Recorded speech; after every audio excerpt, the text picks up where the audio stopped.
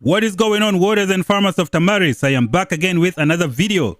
In today's episode, I'm gonna show you guys the ultimate magic unit guide in the game. This video is going to give you guys a lot of tips and tricks for all the different magic troop types in Call of Dragons. The video is going to be divided into a bunch of different topics. You can always skip to a specific chapter that you are looking for.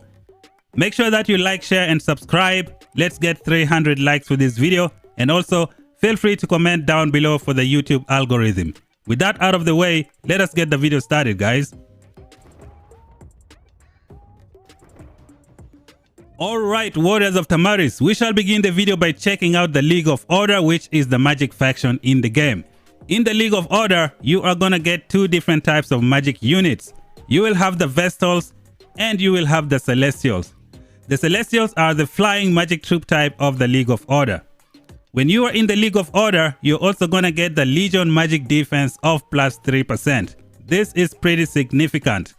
The plus 3% magic defense is going to give you a slight advantage over the other magic troop types from the other two factions in the game.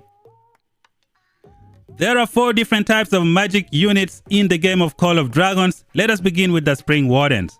In the Spring Wardens, you're gonna get the long-lived Treants. In the League of Order, you're gonna get the Vestals, and then you're gonna get the Celestials who can fly. When we check out the Wilderbeck faction, you're gonna get the Cedar Witches.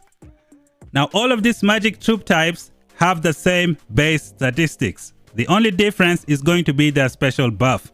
So let's check them out. We're gonna use the Vestals as an example. Now, all the magic troop types in the game have the same HP of 167 at tier 4. They have a physical defense of 132. They have a magic attack of 220. And they have a magic defense of 199. Now, these numbers you see here in green, they are the special boosts when you get while leveling up your technology and also your Hall of Order. Now, the 4th type of magic unit is gonna be the Celestials. Celestials have the same HP as the other magic unit. They have the same physical defense and they have the same magical defense. On the contrary, they have the highest magic attack in the game. Celestials have magic attack of 251, while all the other magic units have a magic attack of 220. This is something to keep in mind. A Celestial is always going to kill all the other magic troop type in a one-on-one fight. The magic units in Call of Dragons have the highest magic defense in the game. For example, just checking out the Vestals, they have a magic defense of 199 at tier 4. Now remember, when you check out the faction selection in the League of Order, you have a Legion magic defense of plus 3%. This magic defense is going to be pretty significant. It's going to give you a slight advantage over the other magic troop type from the other two factions. Let us check out the infantry and see their magic defense. Infantry only have a magic defense of 163. Meanwhile, the magic troops have a magic defense of 199. Therefore, when you're using magic unit, you should always try to pick talents that do a unit defense break. The magic units have a tough magic defense. You're gonna need to break that all the time. Now that we're done with all the magic troop types in the game, let us see what differentiates each magic troop type from the other. Now, I have some images here to show you guys the differences. So we're gonna start off with the Cedar Witches from the Wilderbeck faction. Now, everything else is the same with all the other magic troop types. Here is what is different. It comes from their special fighting skill, known as the Cedar's Curse. Grants a boost to one surrounding friendly legion every 3 seconds while in battle, increasing their attack by 20% for 15 seconds. So when you have the Cedar Witches, every 3 seconds, they are going to be buffing a nearby legion with an attack damage of plus 20% for 15 seconds. Now, when this 15 seconds finishes, this legion can still buff you again. It just keeps on doing that over and over and over. And if there is no nearby legion, this Cedar Witches is going to get this 20% attack boost for themselves. Once they're done buffing anybody who is near, they also buff themselves. So this is the Cedar Witches. We check out the long-lived Treants and see what they can do. The long-lived Treants is going to give you a magic defense of plus 20% for 15 seconds. Again, it works the same way as the Cedar Witches. Every 3 seconds, they throw out a boost. If there is no one nearby, they take the boost for themselves.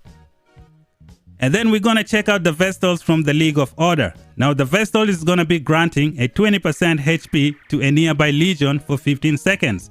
Every 3 seconds, they will be granting this boost to one nearby legion.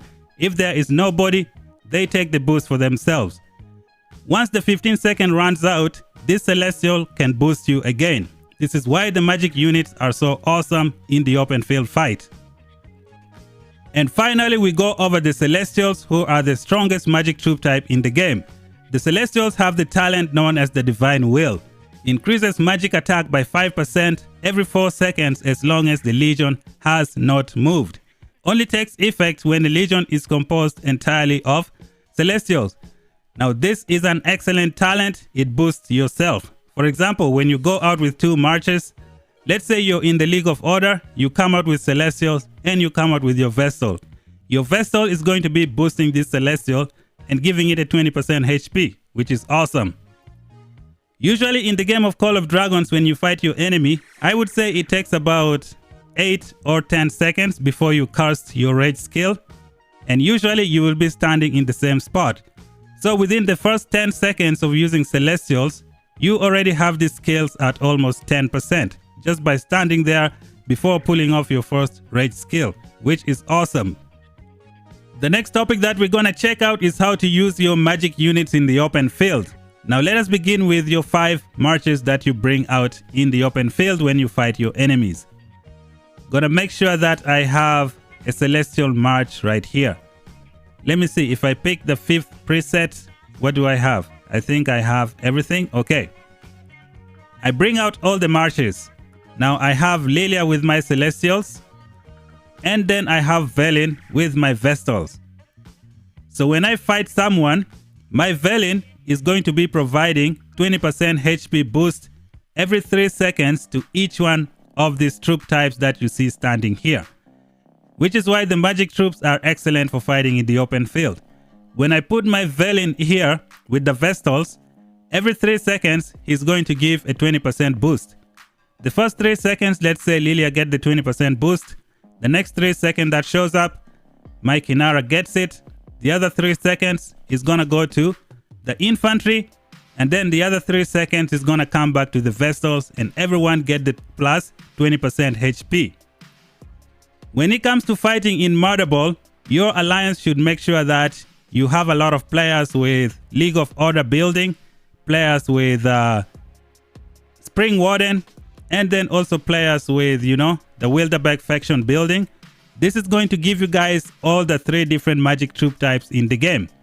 Now when you fight your enemies in the open field, make sure you organize yourself properly. That way you spread out excellently.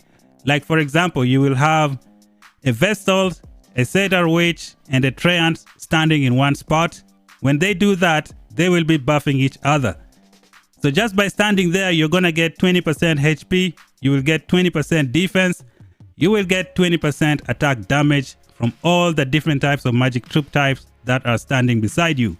This is why the magic unit is dangerous when they fight in a Murder Ball situation. Another thing to add to this is if you're in the League of Order, you have that plus 3% magic defense, which is gonna be significant for you in the open field. And that's pretty much it about the magic formation in the open field. Make sure you bring a lot of magic units, group up together, and you will be buffing each other. The next topic of the video is gonna be the magic talent tree. The magic talent tree is one of the most underrated talent trees in the game. A lot of people are just missing out by not using it. We all know that the magic units have the strongest magic defense in the game. The magic talent tree has the best magic defense break in the whole game. Therefore, I would suggest you don't underestimate this talent tree. Today, I'm gonna show you guys how the magic talent tree can be quite useful in the game of Call of Dragons. Now, before we design a talent tree, we need to put players in 2 different categories. Category 1 is gonna be for the whale players. Whale players have a lot of money. They have T5, which means they are not afraid. They always commit to a fight and they always fight until the end. This type of whale players should have a different talent tree. Now we have the second category, which is the free to play and the low spenders. This type of players don't have a lot of money. They usually fight with caution. They don't commit. They go in, they get out, they go in, they get out. Therefore, you should be very careful when you pick talent points from the talent tree. Some points will look excellent. They will not work well for you, depending on your fighting style. Right now, I'm going to show you guys how the magic talent tree can be awesome in the open field. We're going to add another category to the fighting style in the game. We have stamina problems in Call of Dragons, which means players cannot refresh their troops all the time. 90% of the time, you're going to be fighting a lot of players who have less than 50% HP. We're going to take advantage of that. The magic talent tree is excellent at dealing with such type of players. Starting off with the foundational talents, we have the overall attack, and then you can go with the overall march speed if you're free to play or a low spender. If you are a whale player, you can go with the overall defense. And then we have the overall health. From here we have the mighty power. Your legion deals 2% more hero skill damage and has a 10% chance to gain extra rage. I believe this is a buff for your legion. We are gonna come back to this point in a bit. Now let's head over to the magic talent tree branch and see what is so awesome about this talent tree. You guys are missing out if you're not using it. Starting off with the first point, we have the magic HP, 2.5% HP, which means more defense, you last long in the field. Next set of talents, we have magic speed, we have foresight, and then we have fully loaded. Which one should you pick? Now you should pick one, I think, based on your fighting style. For example, a free-to-play player does not commit. They don't have the ability to train troops all the time. Usually they exchange between 2 and 3 rage skill and then they back out. Therefore, if you're free to play and a low spender, put 5 points here. Increase your march speed by 15%. When you move faster, you can get to the enemy a little bit faster and start hitting them right away. If things don't go your way, you can always back up and run for your life. Now, if you are a whale player, you're going to benefit from the foresight. When casting rage skill, your legion has a 25% chance to gain 15 rage. This is an excellent talent for a whale player with T5. Whale players are not afraid to fight. They can always fight for a long time. They can commit. They don't back out. This is gonna be good for them.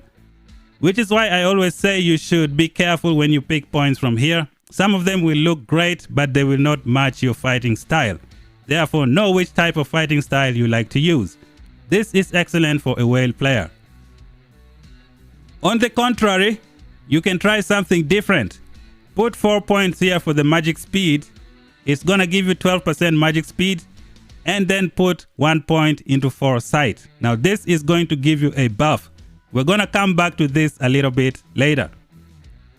Moving on to the next set of talents, we have intimidation, we have all conquering, and then we have magic attack. Now which one should you pick among these 3 talent points? Let's check them out one by one. When we look at intimidation, your legion deals 4% more hero skill damage. So this intimidation is going to give you 4% hero skill damage only. When we check out the magic attack, increases the attack of your legion magic unit by 0.5%. I believe if you take it to level 5, it's 2.5%. When it comes to attack, it usually affects most of the stuff in the game. Attack is going to affect your normal attack. It will affect your counter attack. It will affect your rage skill attack as well. Because in the past, the game developers described the rage skill as scaling with physical attack or magic attack. From here, the intimidation is 4%, and then from here is only 2.5%. Now, why is that? That is because this is going to affect all the different attacks that you have in the game. That's why at the base level, you only have 0.5%. They don't give you a big value. Therefore, we will go with the intimidation for the magic units because they have a good rage skill damage. This is going to be awesome. Otherwise, you can also go with the magic attack. This is a good one to pick as well. From here, we move to the next set of talents, which is going to be energy boost. 8% chance to add an additional target to rage skill that deal damage to multiple targets. I think I picked the wrong point here. Now, you should pick the magic maelstrom. When your legion consists entirely of magic units, they gain defense mitigation before casting rage skill, mitigating 10% of the target's defense for 5 seconds. This effect can be triggered once every 30 seconds. I am usually not a fan of talents that take 30 seconds to complete. However, the Magic Maelstrom is excellent. We all know the magic units in this game have a very powerful magic defense. And since you're going to be fighting in a murderable situation, you're going to be having a lot of players with this talent. That way, all of you are going to benefit from this 10% defense mitigation. Therefore, you're going to go with the Magic Maelstrom. It is excellent for dealing with other magic units in the game. Then we move on over to the next set of talents. From here, we're going to go with the Egoism. Your Legion takes 4% less hero skill damage.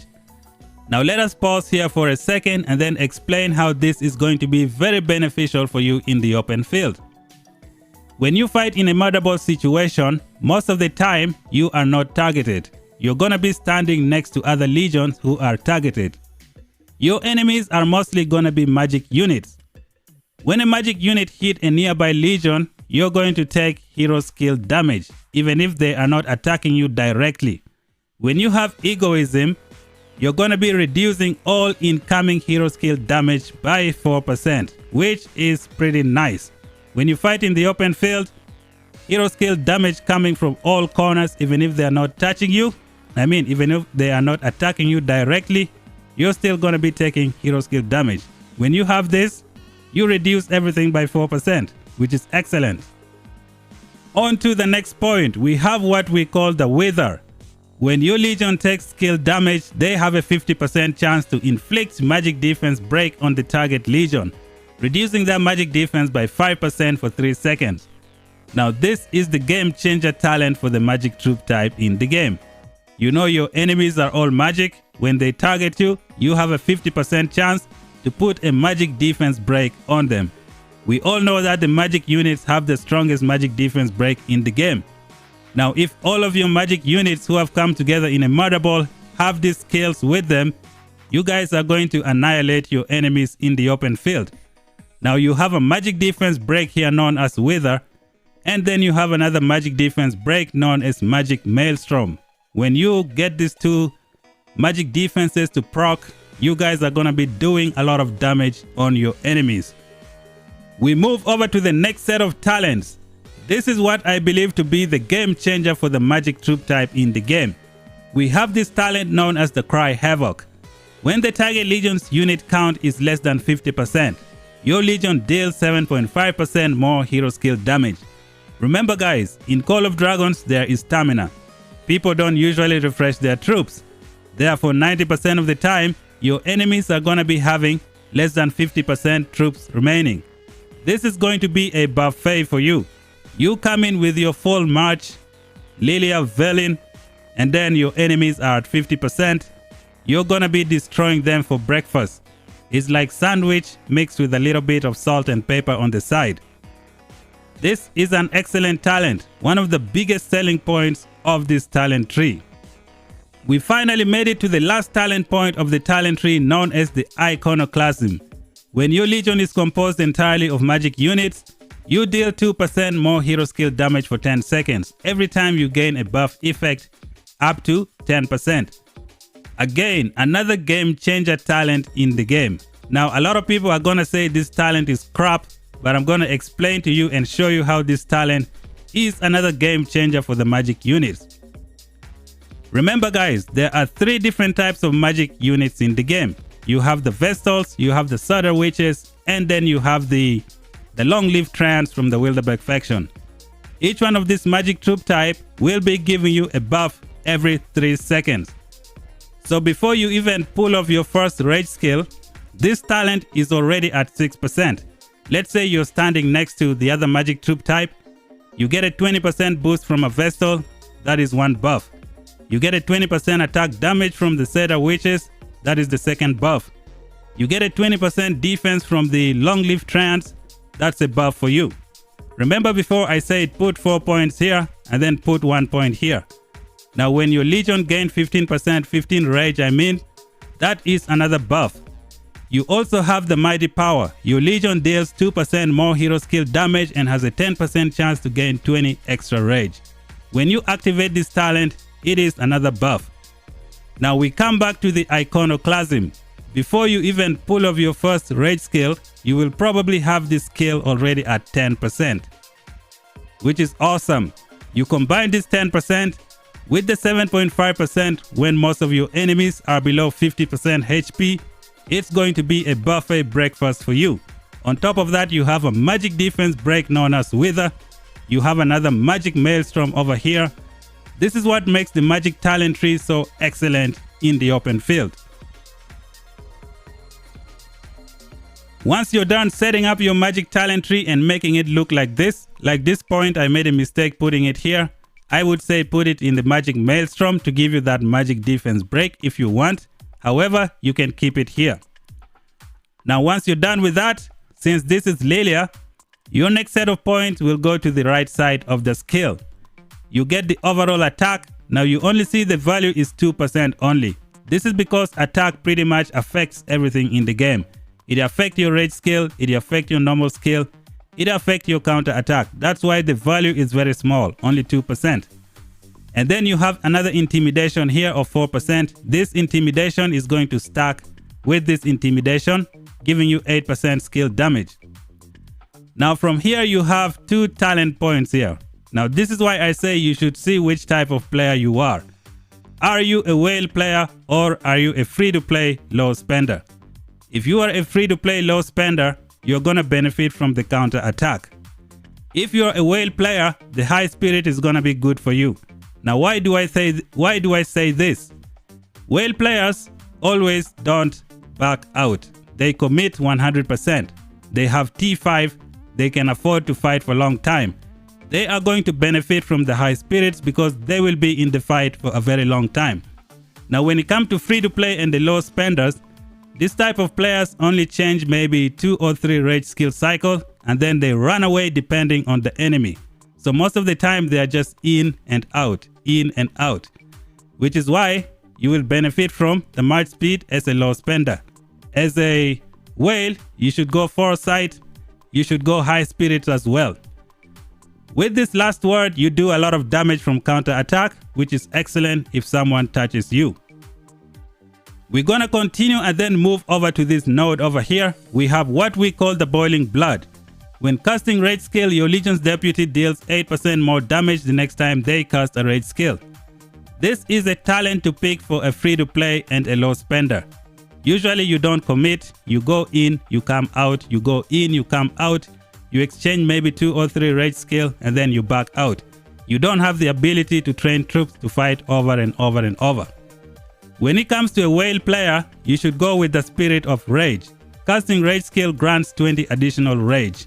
Whale players are not afraid. They want to get as many kill points as possible. They have T5. They can fight for long. They can train more troops. They can last long in the field. They will benefit from the spirit of rage. A free to play and a low spender, you need the boiling blood. And this is my talent tree guide for the magic and then the skill direction. Now there is another one here, I believe, for the Velen. Let's see what I have for my Velen right here. First of all, this is my Velen talent tree for march speed. This is what I use most of the time. It has all the march speed I need. When I chase people in the open field, I catch up with them faster. Only problem is I made a mistake putting this 1 point here. I should have put it here to activate this backstabber. So let me show you guys the correct version of the magic talent tree for Velen. As you can see here, everything is pretty much the same as I explained with Lilia. March speed, rage skill, damage, defense break, and then you have some awesome defense. You have defense break over here. You have cry havoc to destroy your enemies when they are below 50% HP. This is a game changer.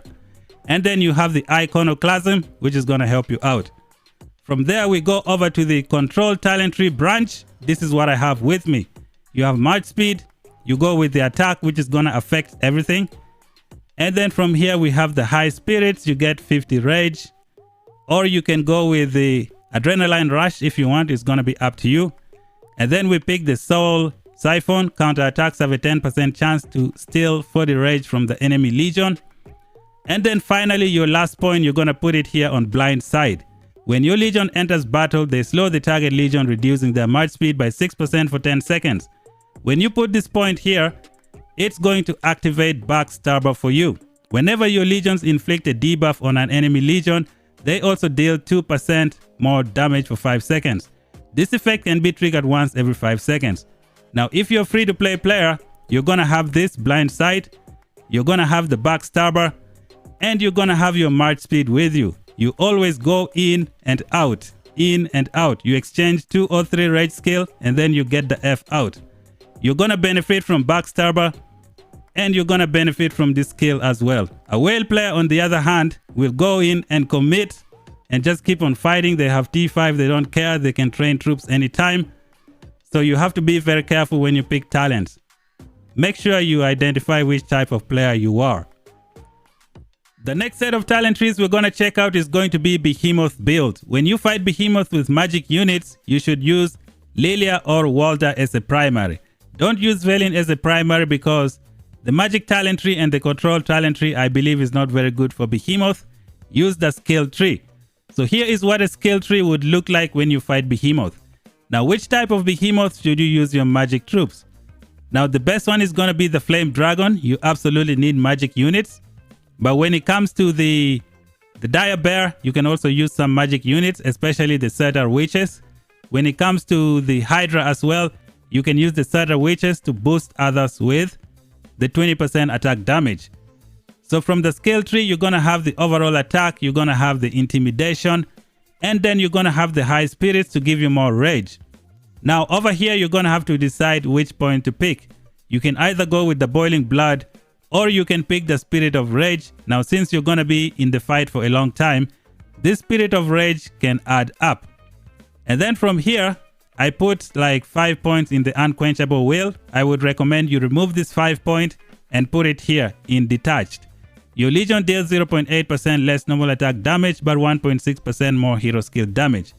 When you have Detached, I think you will benefit from the Spirit of Rage. You will get a lot of rage here and then do more rage skill from here. But don't underestimate the Boiling Blood as well. We move up top, you come here and you grab the Focus. You go grab the Raging Tide, and then at the end, you're gonna go with the Caged Animal. Every time your Legion casts a rage skill, they deal 0.5% more hero skill damage, up to a maximum of 8%. This effect lasts until battle ends. When you have this talent point, you're going to benefit in the Behemoth layer. Behemoth layers usually take long. In no time, you're going to have this talent at 8% right away. This is also another reason why the mages are excellent at taking down the Flame Dragon. There are so many different types of artifacts that you can use for your magic troop types in the game. The first one is going to be known as the Infernal Flame. This is an artifact designed specifically for Lilia. It is going to do a lot of single target damage to your enemies. Now it says damage factor of 2200. This is going to be 2200 3 times. So it's kind of like a total of 6600 skill damage factor for your artifact. If you want to melt your enemies in a one-on-one situation, this is the artifact to use. And it is the one that you use against the Flame Dragon at the end of the season. Next artifact on the list is going to be the Phoenix Eye. Now the Phoenix Eye, the statistics only go to plus 5% damage dealt and minus 5% damage taken. This is going to do skill damage factor for the artifacts too. Like 5 different Legion with a 4000 skill damage factor. It is excellent for open field fights. Next artifact that you can use with your magic troop type is going to be the Fang of the Ashkari. This is an all-rounder artifact that works with every troop type in the game. You're gonna get a Legion defense of plus 40 and then plus 22%, giving you a total of 62% defense. This is going to be excellent for the high magic defense for the magic units in the game. On top of that, you can destroy 4 different Legions with a skill damage factor of 1000, and the duration is 8 seconds, and I think it does damage 4 times, I believe. Every 2 seconds, yeah, so that's 4 times in the 8 seconds. Next one on the list is going to be the best epic artifact in the game, which is known as the Magic Bomb. This is one to use for free-to-play players. At maximum statistic, you get a magic unit attack of plus 28%, legion attack plus 18%, damage taken minus 5%. You can get these statistics pretty easily, even faster than the legendary artifacts in the game. So this would be very good for a free-to-play player in the game. Another good one is going to be the Spirit Bangle. This is what you use when you fight Behemoth. It's going to be useful when you fight the Dire Bear. You can clean the ground. It's also going to be useful against the Flame Dragon when it's imposing the fear ability on people. This is going to work well.